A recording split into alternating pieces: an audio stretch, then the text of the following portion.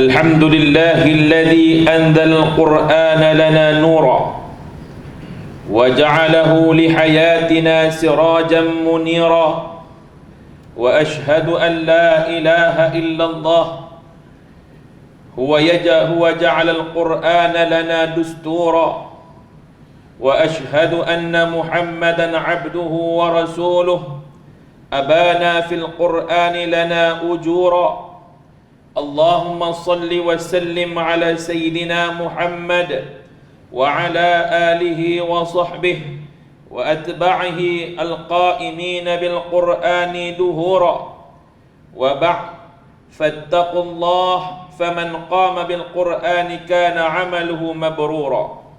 Muslimin yang dirahmati Allah sekalian, saya berpesan terutamanya kepada diri saya sendiri dan sidang jemaah sekalian, bersama-sama kita meningkatkan ketakwaan kita kepada Allah Azza wa Jalla dengan melaksanakan segala perintahnya dan meninggalkan segala larangannya.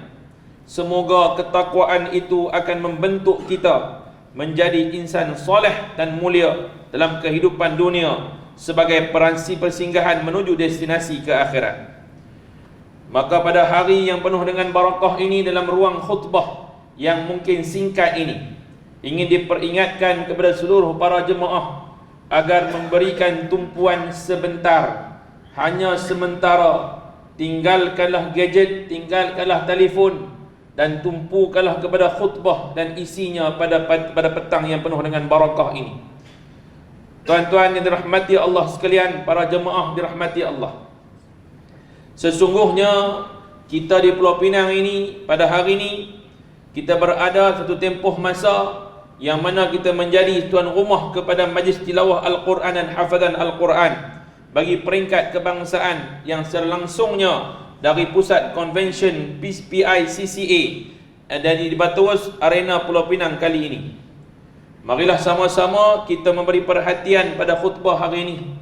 Bahkan kita sama-samalah menghadirkan diri bagi meletakkan Quran sebagai sesuatu, bukan hanya sebagai tempat untuk kita sandarkan, bahkan mengangkat ia setinggi-tinggi tempat. Sidang jemaah dirahmati Allah sekalian, Al-Quran merupakan mukjizat, merupakan kitab suci dari kalamullah yang diturunkan kepada junjungan kita Nabi Muhammad sallallahu alaihi wasallam melalui perantara Jibril alaihi salam secara berperingkat-peringkat selama lebih kurang 23 tahun. Pada tanggal 610 Masihi, kalau ikut pada perkiraan Masihi, 610 Masihi, pada ketika sekitar, kalau dalam kitab Rahiqul Maktum telah meletakkan bahawa tarikh penurunan Al-Quran ialah pada 22 Ramadan. 22 Ramadan pada tahun tersebut telah berlakunya penurunan Al-Quran, dan ianya berlaku di antara Nabi kita Muhammad sallallahu alaihi wasallam dengan Jibril alaihi salam. Dalam peristiwa yang besar ini, Allah Subhanahu wa taala telah menonjolkan Nabi kita sebagai seseorang yang telah pun diberikan mukjizat, diturunkan kepadanya Al-Quran sebagai satu tanda bahawa itu merupakan Rasulullah. Dalam suratul Isra, Allah Subhanahu wa taala menyebutkan, "Inna hadzal Qur'ana yahdi lillati hiya aqwam wa yubashshirul mu'minina alladhina ya'maluna shalihat anna lahum ajran kabira." Sesungguhnya Al-Quran itu memberi petunjuk ke jalan yang paling lurus dan memberi khabar gembira kepada orang mukmin yang melakukan amal soleh bahawa mereka akan mendapat pahala yang besar. Sidang jemaah dirahmati Allah sekalian, maka pada tanggal hari tersebutlah telah berlaku peristiwa besar ini, di mana Nabi kita sallallahu alaihi wasallam ditonjolkan bagaimana Nabi diajar oleh Jibril alaihi salam. Saya minta pada khutbah pada hari ini, tuan-tuan baliklah bagaimana Nabi kita diajar oleh Allah Subhanahu wa taala dalam satu tempoh masa yang mungkin singkat ketika mana berlaku peristiwa ini. Iaitulah pada ketika itu Nabi yang berada di Gua Hira, yang pada berlaku pada bulan Ramadan Al-Mubarak, Nabi turun dan naik ke Gua Hira dalam tempoh masa 3 kali.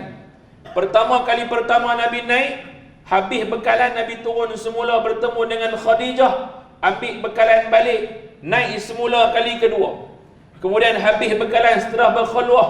Khulwah Nabi ialah untuk mencari ketenangan, bertahannuth kepada Allah Subhanahu wa taala, memikirkan tentang kebesaran Allah. Duduk seorang-seorang meninggalkan dunia ini sebentar untuk mencari kebesaran Allah Subhanahu wa taala. Bukan Nabi menyendiri dengan cara merajuk, dan bukan Nabi merajuk kat Gua Hira, bukan. Nabi duduk dalam Gua Hira tahannuth ataupun berkhulwah mencari kebesaran Allah, memikirkan tentang muhasabah. Maka pada kali kedua Nabi selepas mana turun, Nabi naik semula untuk kali yang ketiga. Berlakunya peristiwa tanggal 22 Ramadan ini ialah pada hari tersebut Nabi naik ke Gua Hira kali ketiga. Sampai je saja di dalam Gua Hira, pada ketika itulah turunnya Jibril alaihi salam dalam menyerupai seorang lelaki duduk depan Nabi, berdiri depan Nabi. Nabi disebutkan dengan satu perkataan. Nabi katakan, Jibril menyebutkan kepada Nabi kita sallallahu alaihi wasallam, "Iqra", bacalah. Maka jawapan Nabi kepada Jibril alaihi salam ialah dengan keadaan gemetar jiwanya, sebab sebelum ni tak ada orang pun masuk Gua Hira. Tak ada siapa pun yang pernah teman Nabi dengan kedudukan Gua Hira yang begitu kecil. Siapa pun tak boleh nak masuk. Tapi ada seorang yang duduk dengan Nabi, tiba-tiba muncul tanpa tahu daripada mana datang. Dan Nabi tak tahu siapa yang duduk depan dia. Maka Jibril katakan, "Iqra", gementar hati Nabi, gementar, menggeletar seluruh tubuh Nabi. Maka Nabi mengatakan, "Wa ma ana biqari'in", aku ni ialah jenis orang tak pandai baca. Aku bukan jenis pandai baca.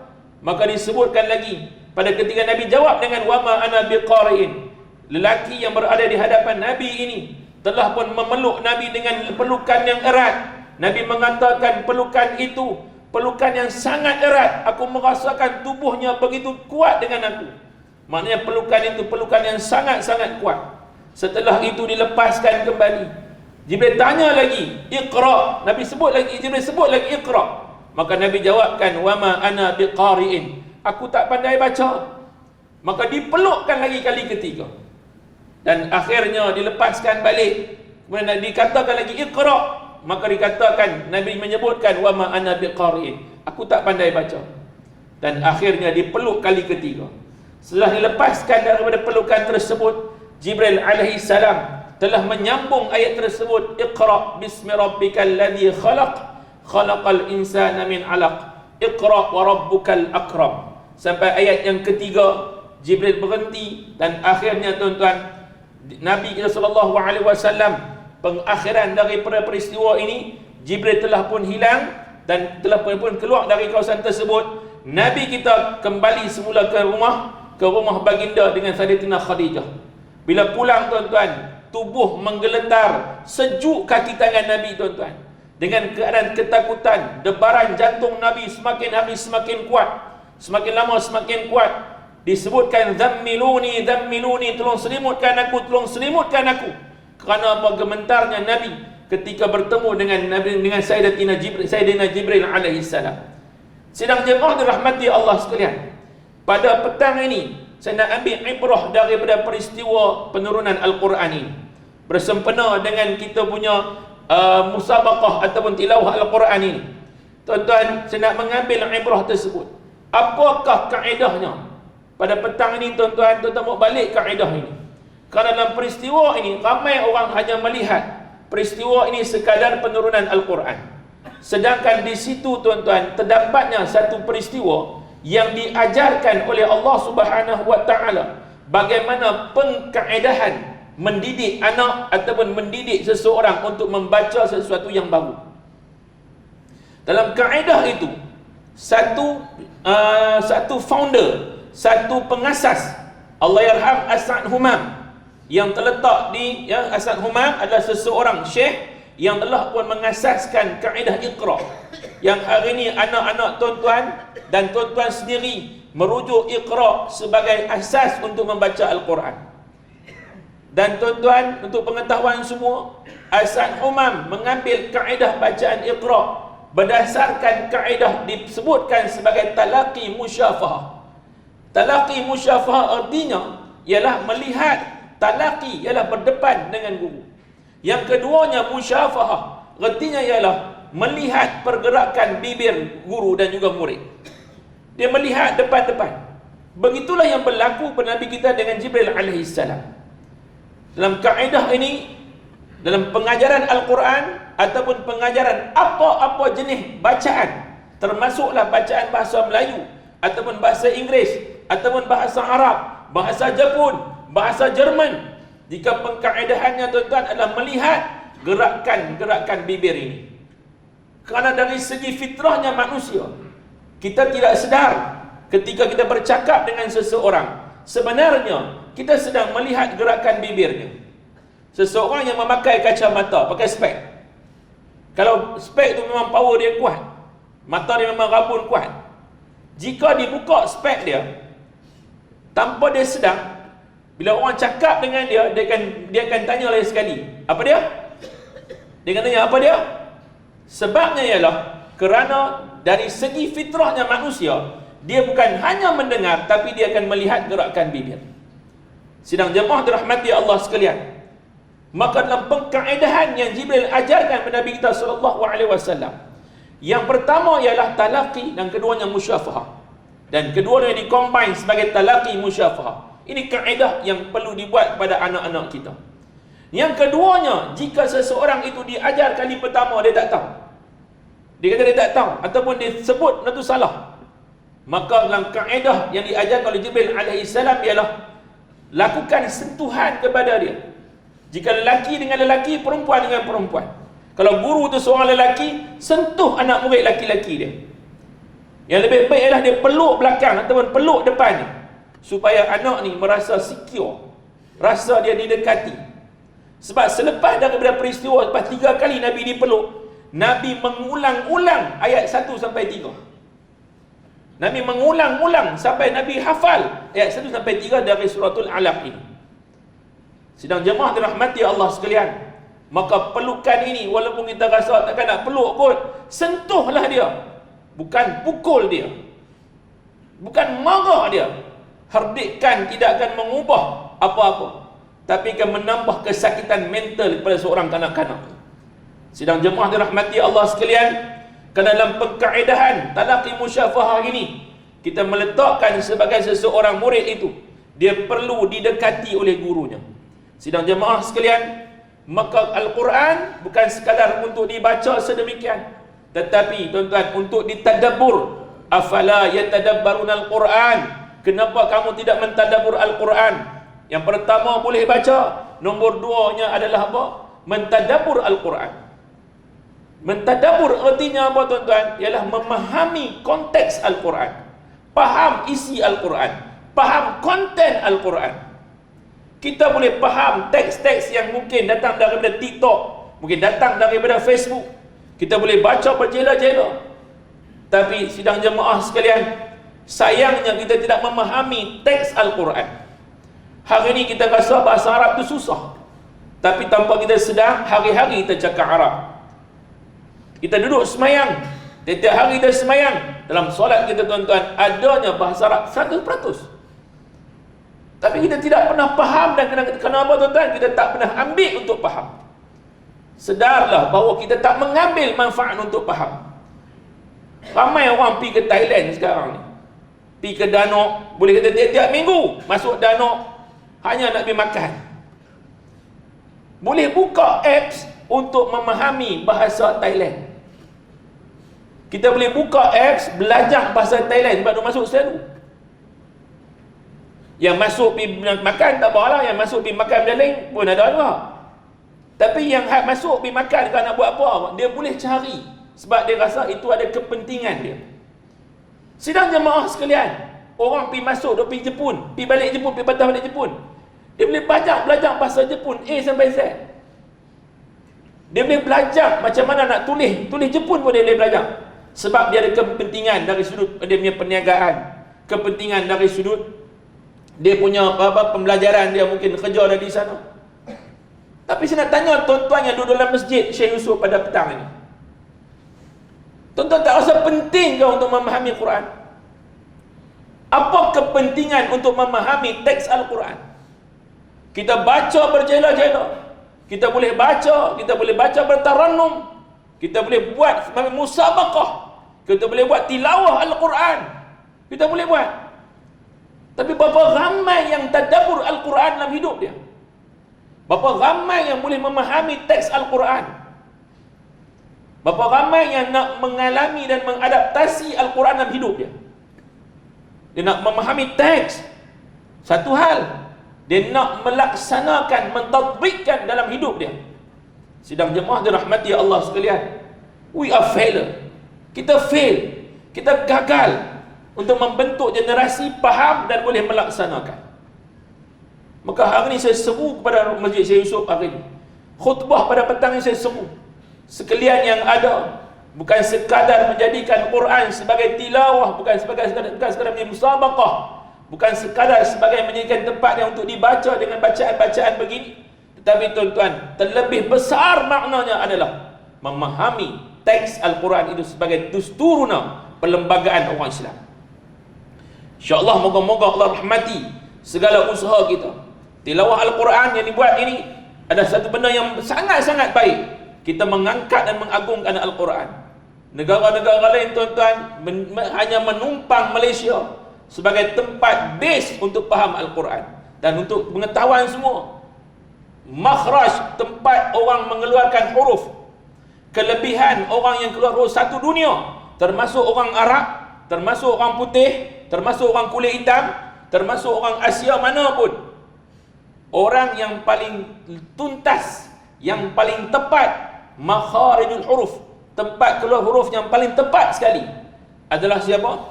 Orang Malaysia, orang berdarah Melayu, orang yang ada Melayu, yang dia punya telur dan telur Melayu paling tepat makharijul huruf dia. Tak heran tuan-tuan, tiap-tiap tahun tilawah Al-Quran akan ada kedudukan orang Malaysia salah satu daripada orang yang dapat nombor 1 ataupun nombor 2 ataupun nombor 3. Sebab apa? Dari segi bacaan itu tuan-tuan, bacaan yang paling tepat. Hanya satu je tinggal, iaitulah bagaimana kita nak memahami teks Al-Quran ini. Sidang jemaah dirahmati Allah sekalian, bentuklah generasi yang faham dan boleh baca Quran. InsyaAllah kita di sini tuan-tuan di masjid pada hari Sabtu esok akan mula untuk taklimat berkaitan dengan kelas Al-Quran untuk kanak-kanak yang telah pun didaftar, dan kita dah tutup pun pendaftaran. Tapi kita mula untuk bergerak nak membentuk generasi bermula kanak-kanak sampai pada peringkat dewasa, untuk bukan hanya boleh baca Quran, tapi dia perlu faham teks Al-Quran. Moga-moga Allah rahmati kita, Allah beri keberkatan atas usaha kita bersama. Moga-moga Allah rahmati kita tuan-tuan. Ayat Al-Quran suratul Qamar ayat yang ke-17, Allah menyebutkan walaqad yassarna al-Qur'ana lidzikri fahal min mudzakir, yang bermaksud dan sesungguhnya kami telah mudahkan Al-Quran untuk menjadi peringatan dan pengajaran, maka adakah sesiapa yang mahu mengambil pelajaran. Barakallahu li wa lakum fil Qur'anil azim wa nafa'ani wa iyyakum bima fihi minal ayati wa dzikril hakim wa taqabbala minni wa minkum tilawatah innahu was samiul alim wastaghfirullahal azim li wa lakum wa lisairil muslimina wal muslimat wal mu'minina wal mu'minat fastaghfiruh faya fawzal mustaghfirin wa ya najatat taibin.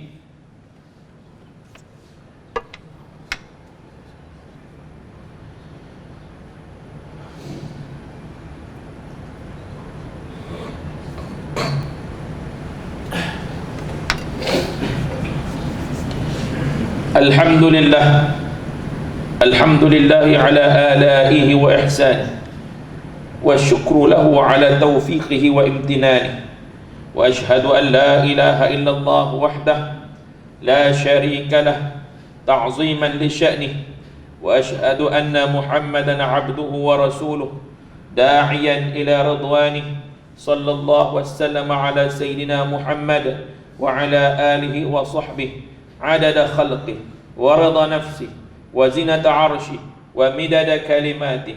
Amma ba'du, faya ibadallah ittaqullaha ta'ala rabbakum haqqa tuqatih wa'amalu bita'atihi wa mardatih, thumma alamu anna Allah subhanahu wa ta'ala amarakum bi amrin bada'a fihi binafsih فقال عليما حكيما إن الله وملائكته يصلون على النبي يا أيها الذين آمنوا صلوا عليه وسلموا تسليما اللهم صل وسلم على عبدك ورسولك محمد البشير النذير وسراج منير ورضى اللهم عن آله وصحابته أجمعين وعن التابعين ومن تبعهم بإحسان إلى يوم الدين وعنا معهم بعفوك وكرامك وإحسانك يا أرحم الراحمين اللهم اغفر للمسلمين والمسلمات والمؤمنين والمؤمنات الأحياء منهم والأموات اللهم آمنا في أوطاننا وأصلح واحفظ أئمتنا وعلماءنا ووزراءنا وولاة أمورنا اللهم وفقهم لما فيه عز دينك ونصر شريعتك اللهم اجعلهم هداة مهتدين صالحين مصلحين واشمل اللهم بعنايتك وتوفيقك على صحيب الجلالة ke bawah duli yang maha mulia Seri Paduka Baginda ini Pertuan Agong As-Sultan Abdullah Riayatuddin Al-Mustafa Billah Shah Ibni Almarhum Sultan Haji Ahmad Shah Al-Musta'in Billah dan ke bawah duli yang maha mulia Seri Paduka Baginda Raja Permaisuri Agung Tunku Adidah Aminah Maimunah Iskandariyah binti Almarhum Al-Mutawakkil ala Allah Sultan Iskandar Al-Haj wa kadzalika sahibil fakhamah Tuan yang terutama Tun Datuk Seri Utama Ahmad Fuzi Ibn Haji Abdul Razak yang dipertua negeri Pulau Pinang. Allahumma dafa'na al-bala wal waba wal ghala wal riya wal riba wal zina wal zalazil wal mihan wal su'al fitan ma dhahara minha wa ma batan an baladina hadha khassah wa an sa'ir al-bilad al-muslimina ammatan ya rabbal alamin.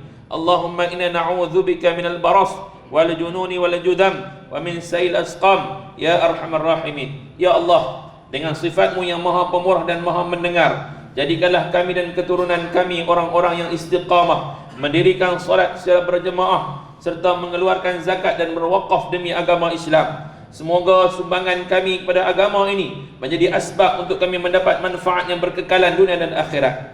Ya Allah, berilah petunjukmu kepada kami dan pemimpin-pemimpin kami untuk memberi khidmat bakti yang terbaik kepada agama bangsa dan negara kami, ya Allah. Kuatkan iman kami agar dapat menghindari perbuatan maksiat, perbuatan khianat, salah guna kuasa dan harta memberi atau menerima rasuah dan segala perbuatan durjana yang merosakkan kepentingan agama, masyarakat dan negara kami yang tercinta ini, ya Allah. Rabbana atina fid dunya hasanah wa fil akhirati hasanatan wa qina adzaban nar. Ibadallah, innallaha ya'muru bil 'adli wal ihsan wa ita'i dzil qurba wa yanha 'anil fahsya'i wal munkari wal baghi ya'idzukum la'allakum tadhakkarun. Fadhkurullaha al-jalili yadhkurkum washkuruhu 'ala ni'amihi yazidkum wa la dzikrullahi akbar wallahu ya'lamu ma tasna'un. Aqimus shalah.